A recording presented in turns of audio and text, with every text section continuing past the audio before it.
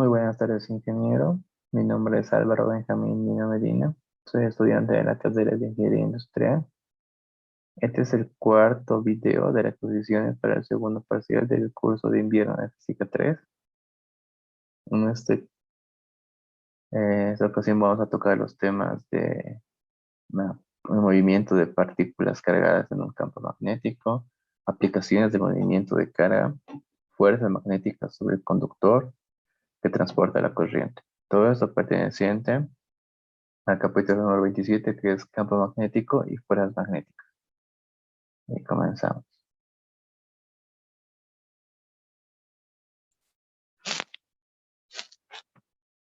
Estamos hablando del movimiento de las partículas cargadas en un campo magnético. Cuando una partícula se mueve en un campo magnético, sobre ella actúan las fuerzas magnéticas y su movimiento está determinado por la ley de Newton. Podemos ver la carga positiva Q, que es en el punto O, moviéndose con una velocidad y un campo magnético uniforme. P dirigido hacia el plano de la figura. Los vectores velocidad y el campo magnético son perpendiculares, por lo que la fuerza magnética está dada por F igual a carga por el producto cruz de la velocidad por el campo magnético. La fuerza siempre es perpendicular a la velocidad, por lo que no puede cambiar la magnitud de la velocidad, únicamente su dirección. El movimiento de una partícula cargada bajo la influencia de un campo magnético siempre ocurre con rapidez constante. Bajo este principio, podemos ver que en los puntos P y S, las direcciones de la fuerza y velocidad han cambiado. Este punto es hacia el costado y este hacia el medio, este punto es hacia el costado y este hacia afuera. Y este hacia el medio y este hacia arriba. Pero también podemos decir que sus magnitudes siguen siendo las mismas. Ahora, el movimiento de esta partícula tiene componentes paralelos de la velocidad como perpendiculares a la velocidad, porque perpendiculares al campo magnético. De esta manera, esto se mueve de una manera helicoidal. Ahora, el movimiento de una partícula cargada en un campo magnético no uniforme como este de aquí es un poco más complejo. Bueno, mucho más complejo. Podemos ver que esta figura ilustra a un campo producido por dos bobinas, la bobina 1 y la bobina 2.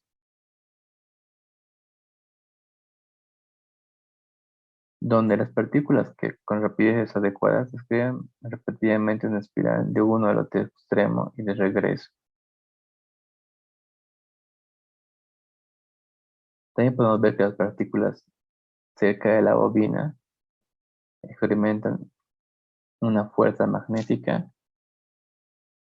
que hace que vayan hacia la región del centro. Podemos ver aquí que las partículas que están cerca de las bobinas hace que su fuerza magnética apunte hacia el centro.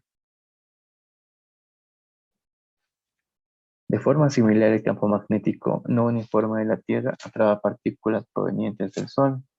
Podemos ver en esta parte que los protones atrapados en cinturones de radiación interiores y los electrones atrapados en cinturones de radiación exteriores. Podemos verlo aquí en esta parte de una manera más gráfica, como digamos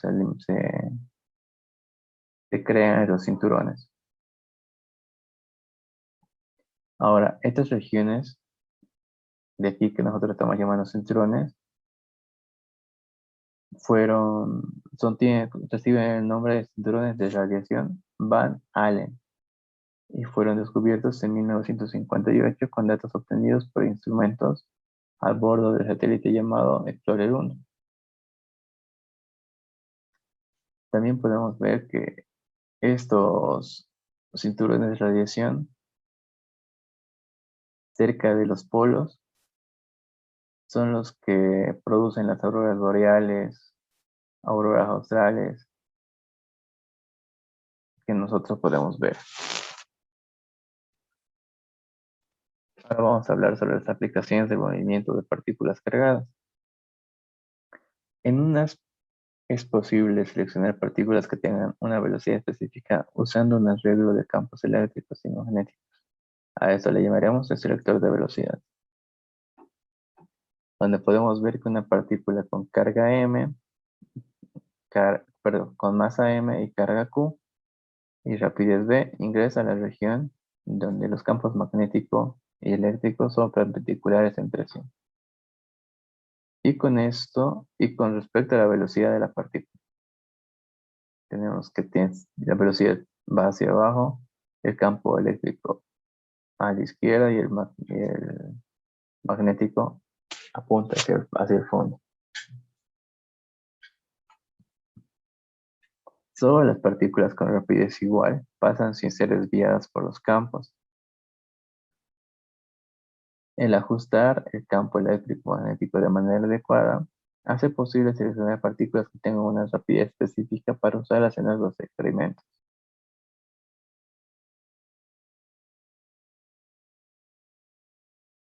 Aquí podemos ver un diagrama de cuerpo libre de una partícula positiva, donde vemos que el campo eléctrico y el campo magnético se van a eliminar, lo cual nos deja con la ecuación que la velocidad es igual a la magnitud del campo eléctrico sobre la magnitud del campo magnético. Al finalizar más o menos del siglo XIX, se realizó uno de los experimentos más cruciales para la física, que fue desarrollado por J.J. Thomson. A eso llamó el experimento que hay entre la carga y la masa de un electrón,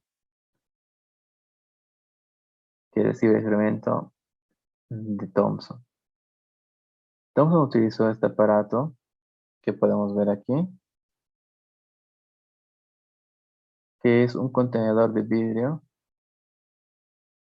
vacío donde se hace acelerar electrones provenientes del cátodo caliente. Aquí vamos a ver un poquito más, digamos, del funcionamiento de esto. El cátodo calienta átomos para formar mediante la diferencia de potencial ánodos entre A y A'. Los electrones pasan entre las placas P y P' y chocan contra la pantalla, que está recubierta de un material para que cuando chocan emitan cierta fluorescencia. El aspecto más significativo de las mediciones de Thomson fue que descubrió el valor único para tal cantidad, el cual no dependía de la materia del cátodo, del gas residual en el tubo, ni de algo más. Esta independencia demostró que las partículas en el haz, que ahora llamamos nosotros electrones, son constituyentes común de toda la materia. En más o menos 1919, Francis Aston, uno de los discípulos de Thomson, utilizó técnicas similares y construyó la primera familia de instrumentos llamados espectrómetros de masa. Este espectrómetro de masa utiliza un selector de velocidad para generar partículas con rapidez uniforme en la región del campo magnético B. Las partículas con mayor masa viajan en trayectorias con radio más grande. El campo magnético de estas, el campo magnético separa las partículas por masa. Cuanto más grande sea la masa, mayor será el radio que va a tener. Esos son los selectores de masa. Y ahora, uno de los primeros resultados de este trabajo fue el descubrimiento de que el neón tiene dos especies de átomos, masas atómicas de 20 y 22 gramos mol. Ahora llamamos a estas especies isótopos del elemento. La fuerza magnética sobre un conductor que transporta corriente. Y para eso nos tenemos que preguntar, ¿qué es lo que hace funcionar un motor eléctrico? Las fuerzas que hacen que gire son las que ejercen un campo magnético sobre un conductor que lleva corriente. Como podemos ver aquí, tenemos las fuerzas magnéticas que ejercen sobre el conductor por el cual pasa la corriente. Las fuerzas magnéticas sobre las cargas en movimiento en el interior del conductor se transfieren al material conductor, el cual en conjunto experimenta una fuerza distribuida en toda la región. Podemos ver aquí un segmento rectilíneo de alambre con longitud L y área transversal A. La corriente va de abajo hacia arriba, el alambre está en un campo magnético uniforme perpendicular al plano del diagrama y dirigido hacia el plano. También podemos ver aquí que la fuerza del alambre recto que lleva corriente positiva y está orientado con cierto ángulo con respecto al campo magnético.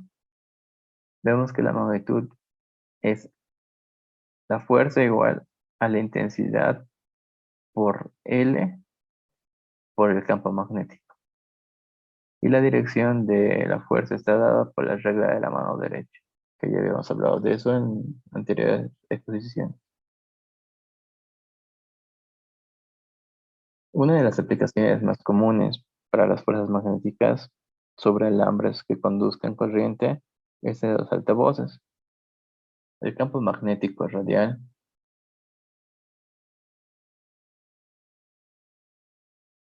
creado por el imán permanentemente ejerce una fuerza sobre la bobina.